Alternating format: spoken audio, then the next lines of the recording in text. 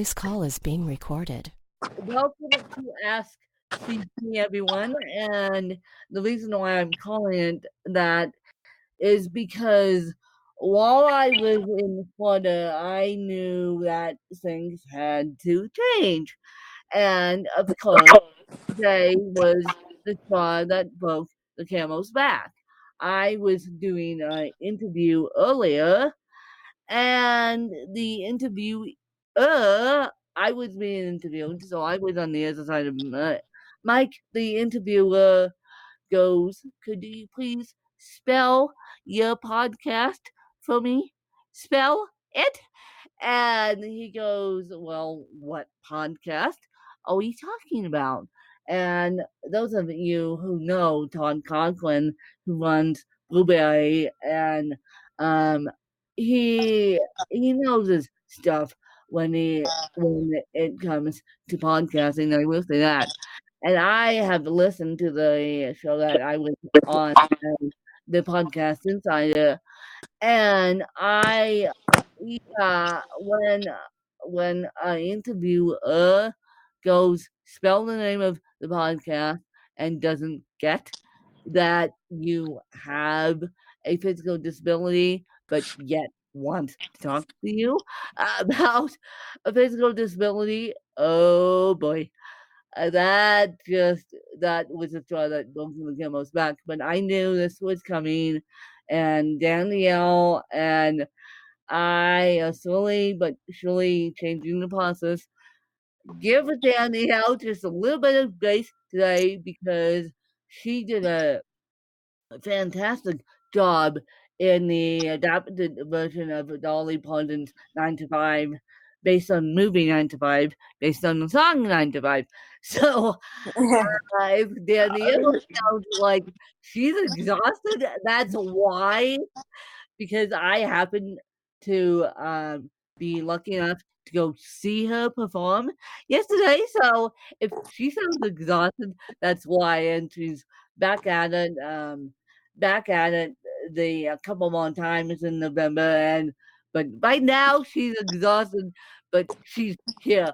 So the fact that we're both sitting here, I think, is a miracle. So just look for Ask CP in your podcast um, feeds. It's going to be a long, slow process, but I knew it was coming, and I knew with the aid change it was coming to, and I can tell you this much that Lisa is still. I love the Lisa Dilly, but she's stuck in this age of not listening to podcasts. So let's just say that she's still stuck with CDs on tape, and as books on tape, now CDs on tape. And I'm like, okay, you don't have the Audible app. And, and we love Lisa Daily, but she's still stuck in the Stone Age.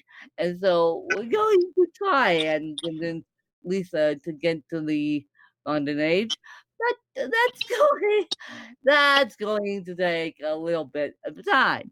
But the point being is Ask CP will be still a diary of a fashionista. The diary of a fashionista bot will just be moved to the subtitle. So that's that. And so, Danielle, do you want to take it away on this podcast interview about why I'm retiring from Country A and becoming a full time podcast? I think now is the time to do it. And as we reach the new year and as we reach Thanksgiving, as we record this on the Veterans Day 2019. And just to let you know, my grandfather was a veteran, and I have the Purple Heart and the Silver Star, and yeah.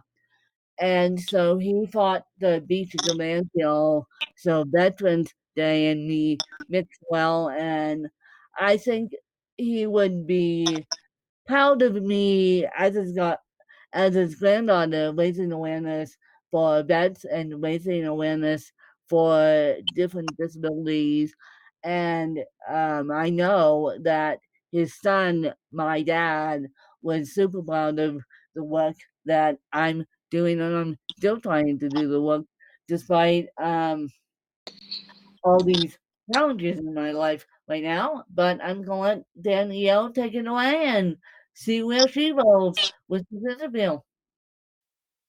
How long did you work at the every day? Jeez, Danielle, you um you start off with the easy question. Jeez, I actually got the job. Believe it or not, I actually got the job 10 days after my mom died. And believe it or not, full circle, I'm keeping a job 1 year after my dad dies, just to get myself on my feet again. And then I worked for them for 9 years. Um, Technically, I've been in the education space for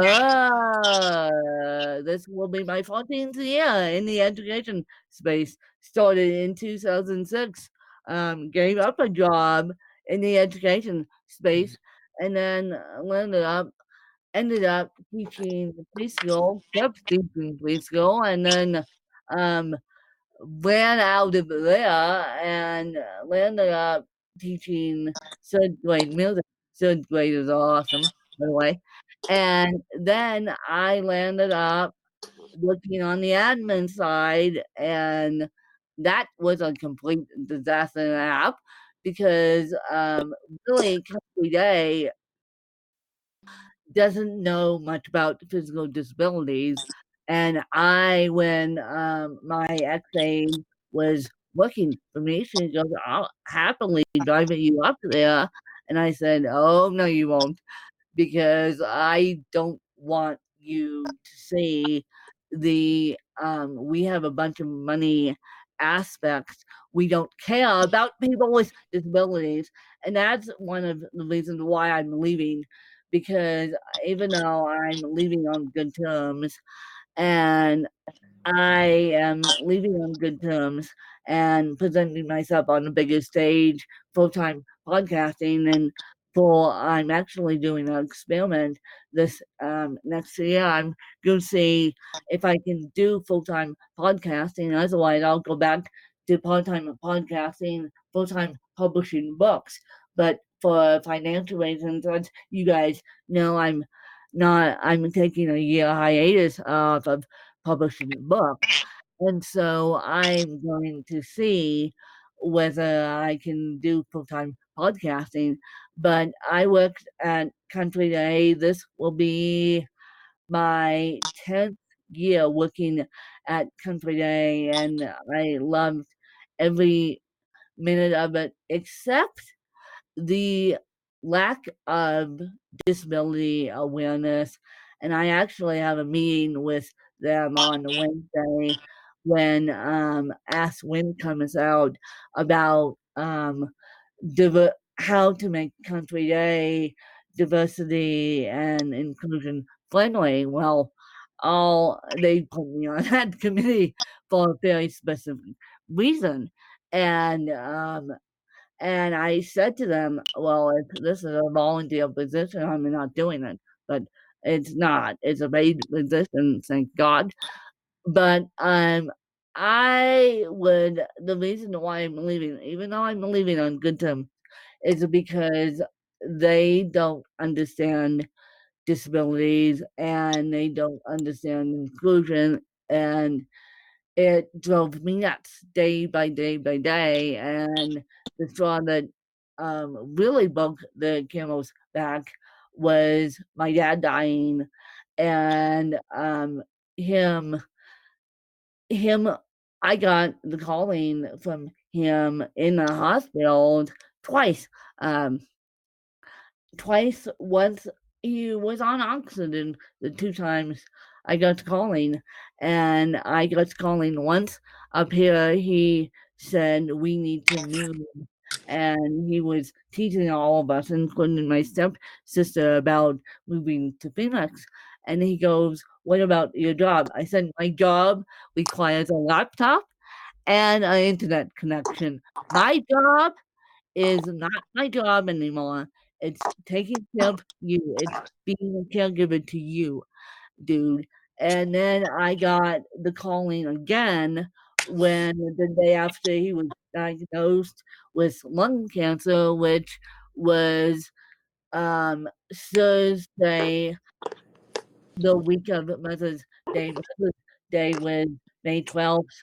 May 13th, we packed the car. We drove down there on May 14th. He got diagnosed on May 15th, which was that Wednesday, and I went to see him on May 16th, which was that Thursday, and I got the calling twice.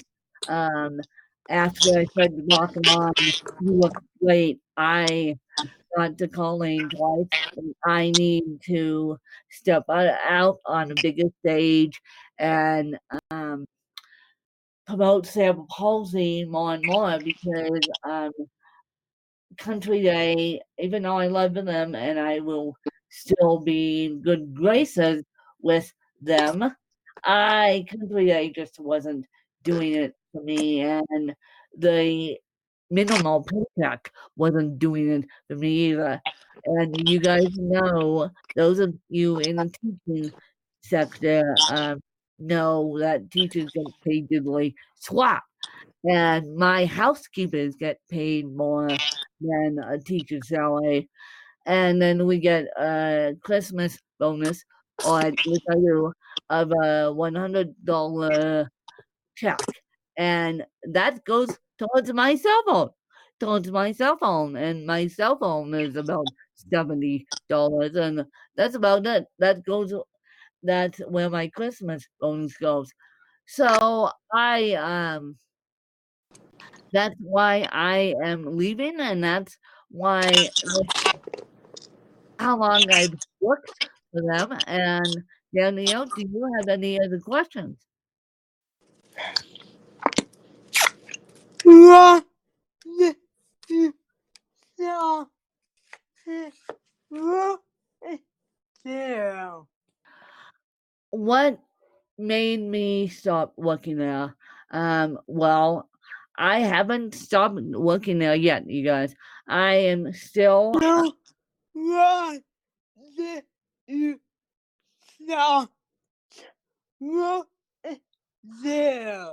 I I started working there in oh, I started using stop. I thought you sorry about the D. I was catching you. I started working there in 2010. My mom died in August. I started working there Why? why? Okay, now I'm Yeah. gripped. Why? Okay, why I started working there. Why I started working there is because I well, number one, I needed to get out of my job that was abusing me mentally, and, number 2, I lost my job in 2008, 2009 when the economic crash hit. I was one of, thousands of Americans with a disability, thank you very much, that got laid off.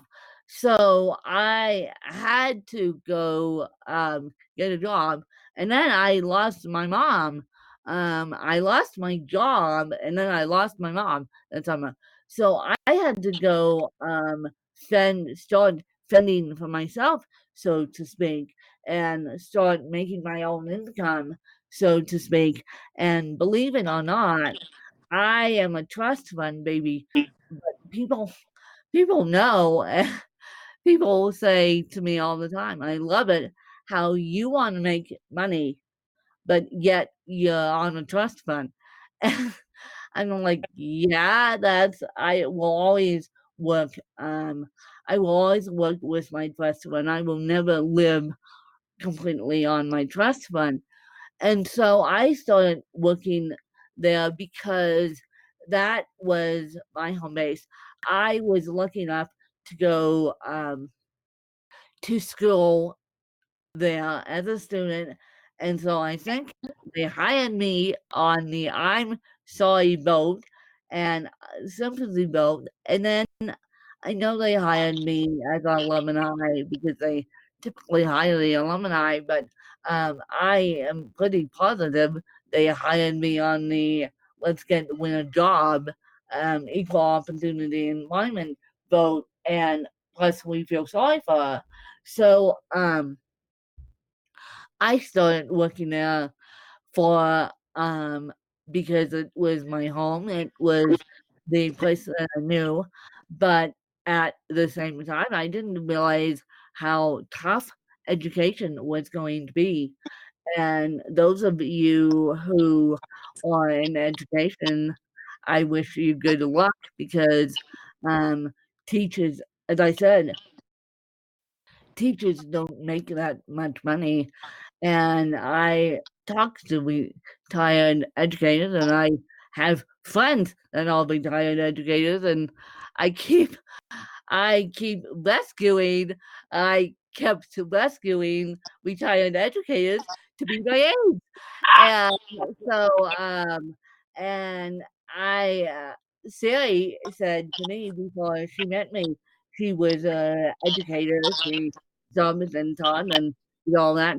And she goes, if if I lose this job, I don't want to go back to education. I'll stay here and I'll clean houses.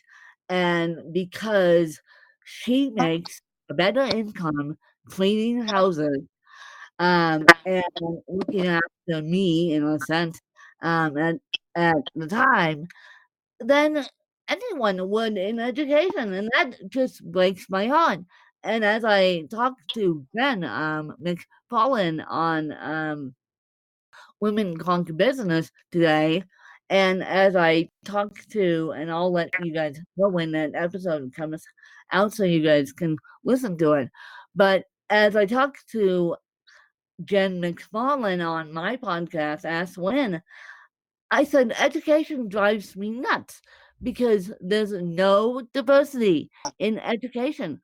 So this is why I'm quitting the day job, exiting the day job with my head held high, and I am saying I need to step out on bigger stage and continue my journalism degree and continue my work in journalism.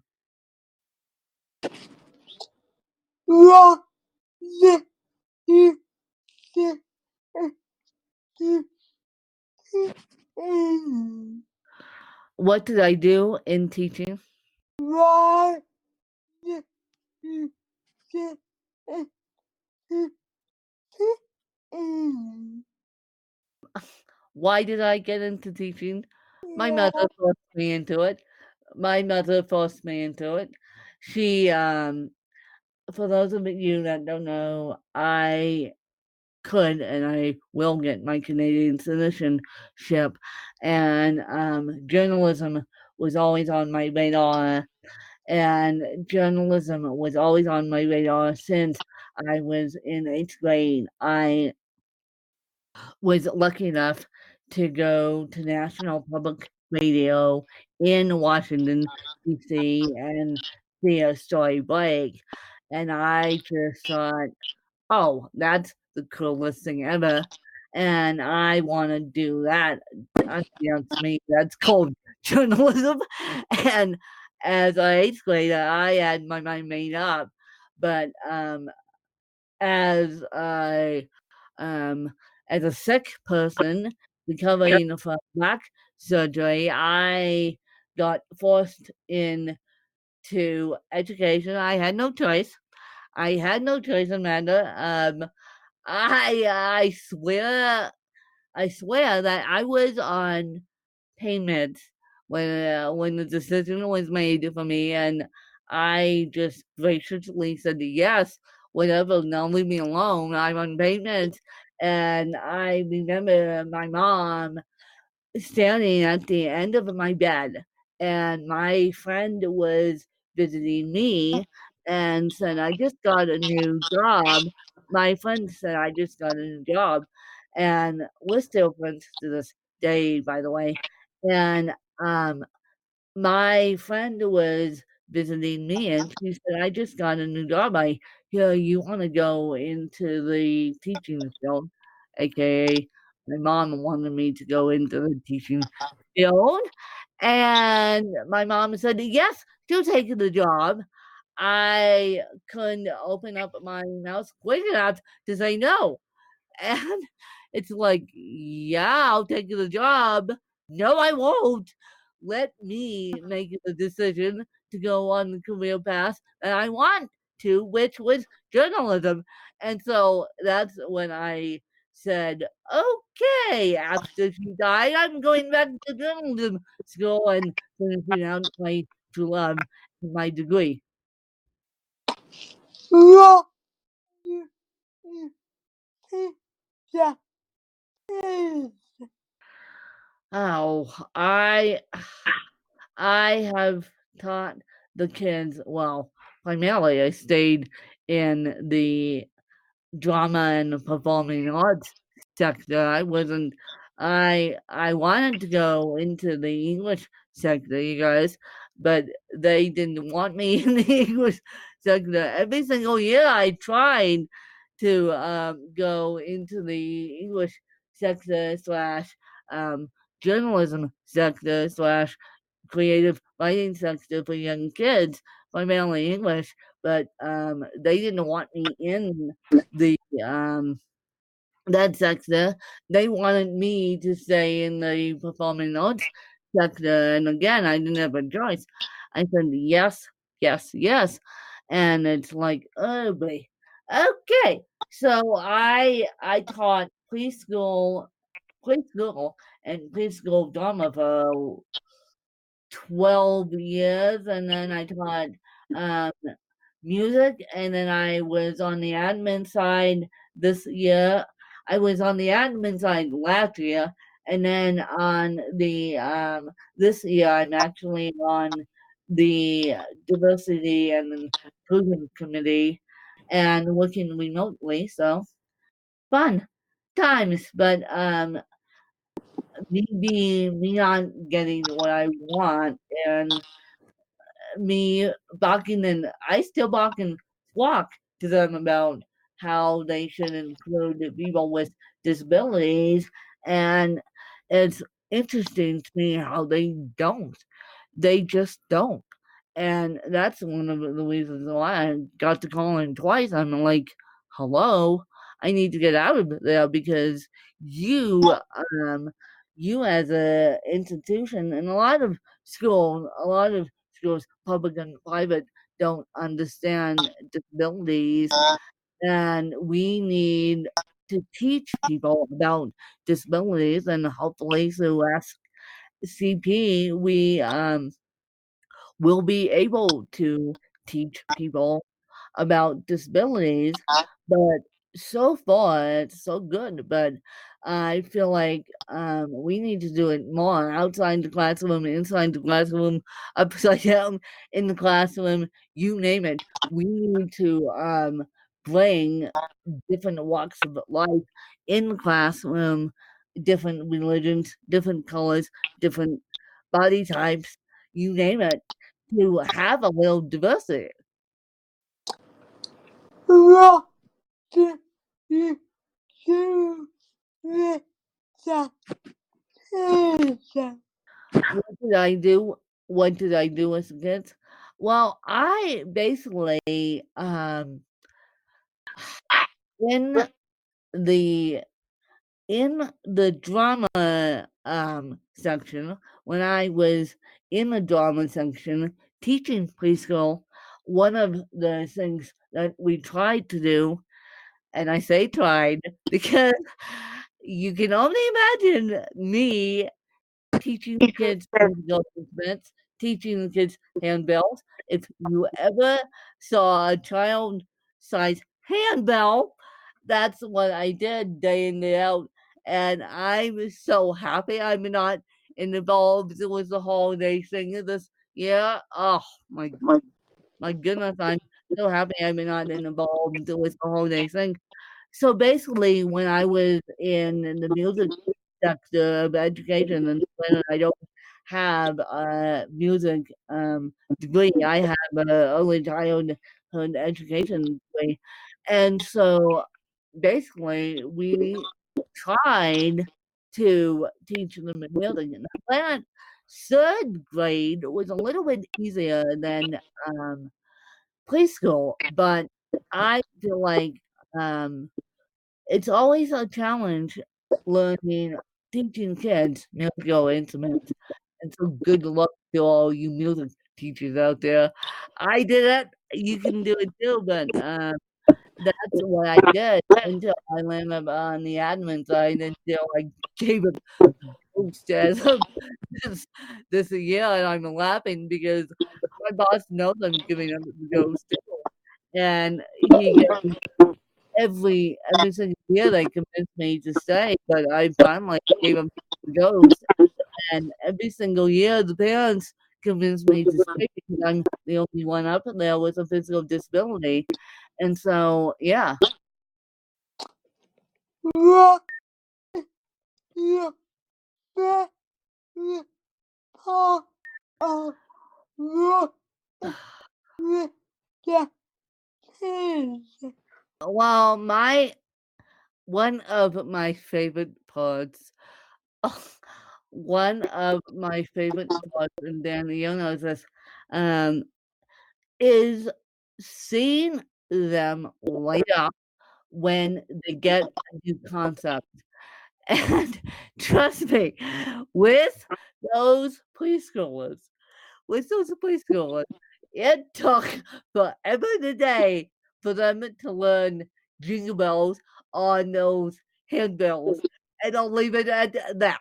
And then finally got Danny is laughing at me because she's worked with young kids too. And so when it finally got to the performance, they would get so shy that they would forget their parts. And then, and this is a part that we worked on. There, it's November now as we record this, and I kid you not, they're working on this. They're working on the holiday sing performance now, and so it's but watching these kids when they got new concept light up was my favorite part of the day, not necessarily the adults, not necessarily the admin, but watching kids light up when they get new concepts. It's like when a person with a disability gets a new concept. We're like, yay, yay, we got it. Let's move on to the next thing and try that. And so, yay, we got one concept. It's one small step at a time, you guys. What do you do with that? Don't you What do I say that again? What do I do with the people? with the kids? Don't Don't listen. listen. Okay, okay. Daniel You. pointed out of me. Okay. I see where Daniel's going with this. Okay. Well, there have been times. There have been times, and retired educators will tell you there have been times where I have been lucky enough not to get pencils thrown at me, not to get books thrown at me, and there have been times where I've been told that educators get stuff thrown at them, but I just there have been times when people have kids have the kids. And I said, "Look, I use the excuse we call ourselves the odd books, the country they owned books, Aspen country they owned the books. Don't ask who came up with that mascot, but I said, and kids won't believe me when I say I was in the I'm on the book. I'm just up here helping you guys. But when the kids don't seem to listen to me, I give them the speech as nicely as I can. And two of my colleagues were so soft that I couldn't stand it. And so I basically had to be a nice disciplinarian, which I hate being a bad guy. But I basically said, look, I'm on the book. This won't fly in my classroom and we've got to stop. And do you know by the end of the year, we had no bullying, we had no name calling, we had no other than that because I put the iron fist down. I mean, I may be sitting down, but I can be vocal enough to have these kids. When I say jump, they say how high, and I'm really proud of myself that I didn't get pushed over the edge, and I got pushed over the edge because there's not enough disability awareness. Not so, and I got pushed over the edge by the admins too, but not so much the kids. I got pushed over the edge by the admins and not enough disability awareness. What do you think that is a bad day? When the kids have a bad day or Lynn has a bad day, which one? Which one? The kids, I think you wanna know more of the kids. Well, I'm not allowed to bring my bad day into the bathroom. Jeez. If I did that, the kids would feed off me, and if the kids have a bad day, I try to listen with as much compassion and as much patience as I have anymore, which people people know by now. Retired educators who know me personally, know by now. Patience has walked out the door, and it's so funny because patience, the word patience, has walked out the door. I'm trying to get it back, you guys. I'm trying to get it back, but retired educators who know me personally know that kids will push you to your absolute limit, and if the kids have a bad day, all you most of these schools, if it's a really bad day, most of these schools now have counselors in the school system. But I don't think that's another thing. I don't think they're doing well enough on mental health in the school system, especially in these Title One schools, and especially when the parents are not involved and the parents not present in these kids' lives. I mean, mental health is so important, and I'm a big proponent of seeking professional help. I finally started seeking professional help for my own good, and that has helped me. And so I believe that the public school system and even the private school system should get counseling for these kids because teachers could only do so much. They can only listen with a compassionate heart for so long. I mean, they can only listen to the preschooler that said, "Mommy beat me," for example, um, for so long, and then you, as the educator, after the kid says my example, you have to go into swift action. And I will explain something on another podcast when my life comes down a little bit and when I can. And I didn't realize how tough it is for these kids until I learned my own devices. I didn't realize how tough it is for these kids to go to child protective services and say, "Look, this is what's up," and tell their stories until I had to do it myself in a sense, and I'll get into more detail at a later date. But you can only listen to kids um, with some compassion on God for so long. So I try my hardest to listen to the kids. I bring in the appropriate actions if needed, and they know I will send them to the principal's office if they're acting up. I mean, I am the principal and the principal knows me, and the principal knows that I don't take any monkey business either. So if the kids are having a bad day, I try and listen to them, and we all do, but that gets a little long-winded after a while. Yeah, yeah, is a you a the you the the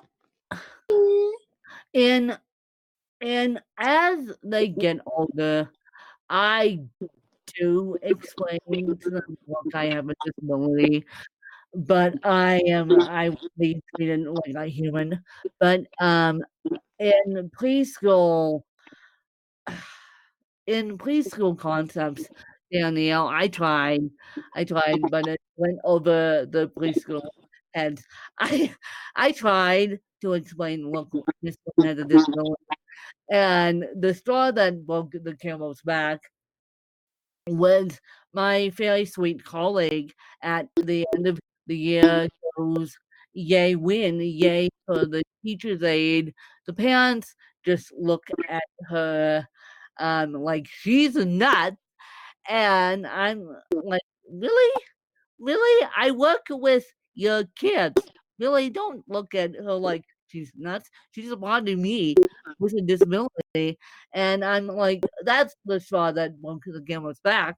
That's what started me thinking about I need to shift out of education because that was just not cool. I mean, not cool. And I am just trying to raise awareness about disabilities and about cerebral palsy through Ask CP and through Ask Win. And it's like, really? Really? This is what we get? This is what we get? We're getting stares to another adult, and it drives me nuts. And I don't think the education system is doing a good job about raising awareness about disabilities. And if anyone who's listening, who's an educator out there wants to talk to me, more power to you, and I can come in to your classrooms via Skype, and Danielle could do it together. And so I have the capabilities to give me time, and I'll arrange a flight down to your classroom, and I'll walk right in person and explain my story in person if you guys let me, because I don't think there's enough awareness in the education system about disabilities. I mean, Danielle and I have talked about this before publicly. Danielle struggled in the public school system with her disability, and now she's doing what she can to raise awareness. But again, I don't think these special ed teachers are as raising awareness as much as they should. I think they're so concerned about where the next pay where the next payment clip is coming from, and I'm dead serious when I say that. Um, you as educated, I never had to do this, but I've been told that the tax break on the classroom supplies for educators doesn't cover the amount we spend on supplies for the classroom. And I talked to retired educators, and they have to spend their own money. So the special ed is worried about who is fighting with the which special ed kid is having a good day today. They're not worried about raising awareness, and it drives me nuts. I mean, it just drives me crazy. Get me on a soapbox about education. I'm sorry, but it just drives me nuts how educators are treated. Ah, the the kids react to you. How do the kids react to me? The kids, well, my third graders actually reacted better than my preschoolers. The preschoolers could care less. Those of you who teach preschool know what I'm talking about when I say they could care less.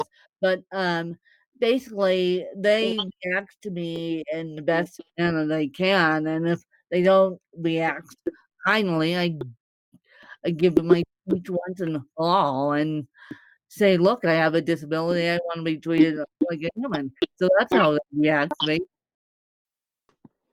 What do you do on your bed if you're office?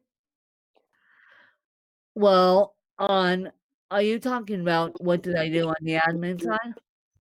No. What do you do on your bed if you're office? Well, I always treated Country Day as a side hustle, believe it or not. It's a W-2 job, but I'm always treating it as a side hustle. Podcasting and raising awareness is my main job, and it will continue to be my main job. So I'm just retiring to something. I'm retiring from a job that didn't like me and to a job that loves me.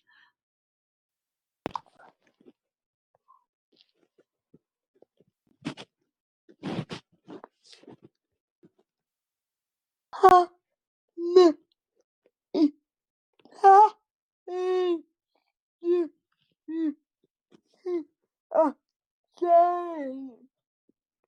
How many? Well, one, because that's all I can handle. If I taught more than one, I would go nuts.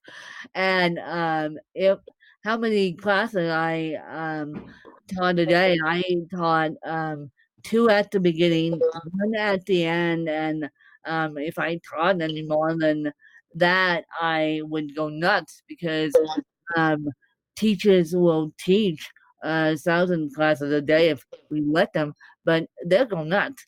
That's why teachers burn out, and that's why teachers switch jobs because they get burnt out so easily by the little things that it's nuts.